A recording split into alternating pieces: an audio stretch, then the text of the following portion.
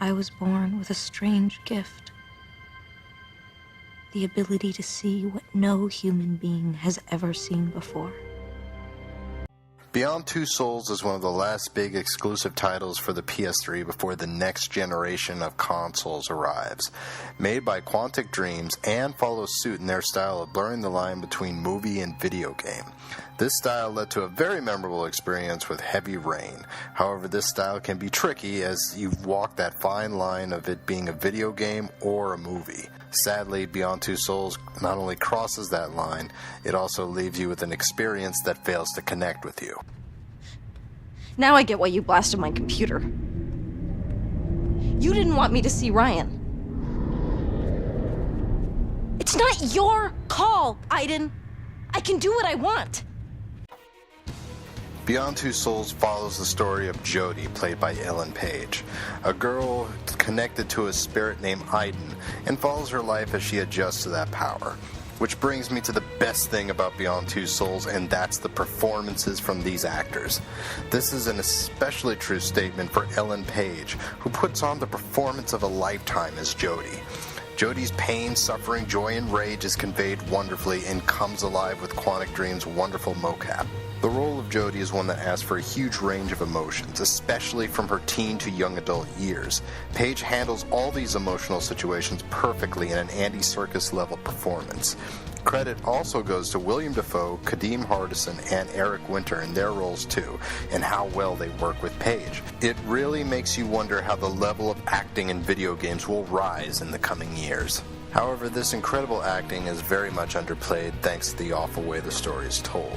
Instead of Beyond Two Souls being told from day one with Aiden to the end of Jodie's story, it ping-pongs back and forth. Meaning one second you're undercover at a sheik's party, and the next level you're attending a teenager's birthday party. There are stories out there where this style works, but not here.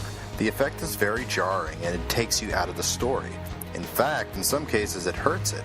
For instance, there's one level where a character is being a jerk to Jodie, and it caused me to dislike him. Next level, you're controlling Jodie as she tries to score with him after a time skip. This went completely against how I felt, and this is not the only time it happened. The time skips also loses you many times, forgetting where in the timeline you were as you continue to the next level. Now tell me if you've heard this one before. Little girl with power gets teased by mean children and fights back. CIA uses a special soldier who goes AWOL after they go too far. Or a guy and a girl who hate each other but end up falling in love. Yes, those cliches are unfortunately present. The children one will make you wonder if the writers have even seen teenagers before. On top of that, the theme jumps around so much you can't really connect with it or the characters.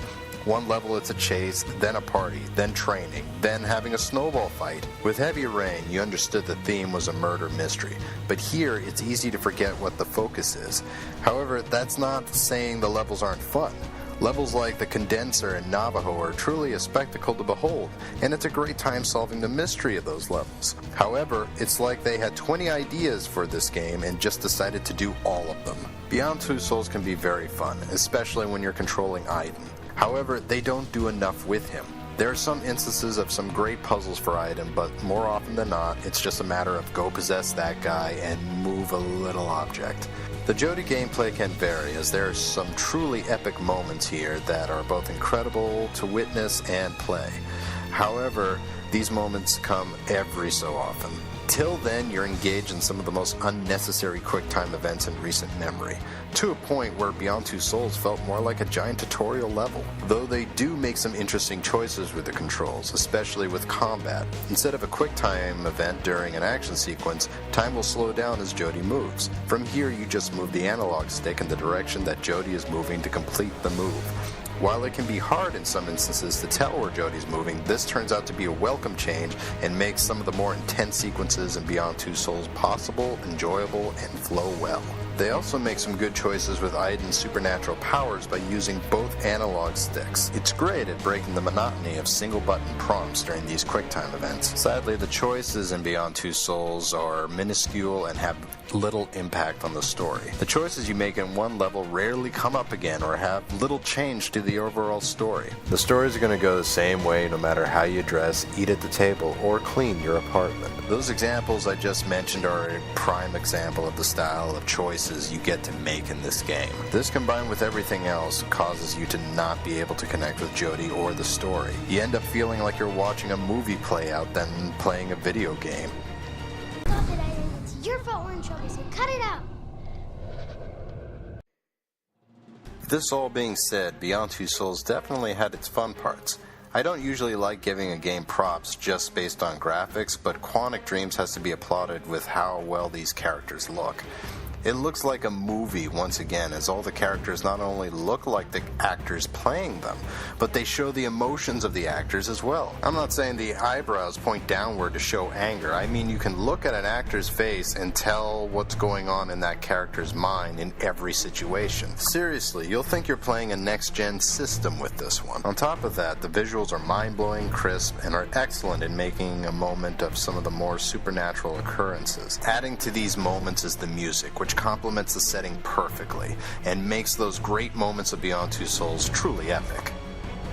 While the overall story isn't focused, the story in each level is interesting enough that you'll want to finish them. That is the benefit of the scatterbrain style of storytelling of Beyond Two Souls, in that you honestly don't know what's going to come next.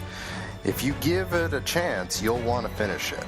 However, unless you're a trophy hunter, you won't want to play it again after. However, this is an experience I'd recommend playing at least once. Too much work went into it to simply ignore it, and it'll give you a great idea where video games are heading. Not bad, Jodie. But if this wasn't an exercise, you'd be dead by now.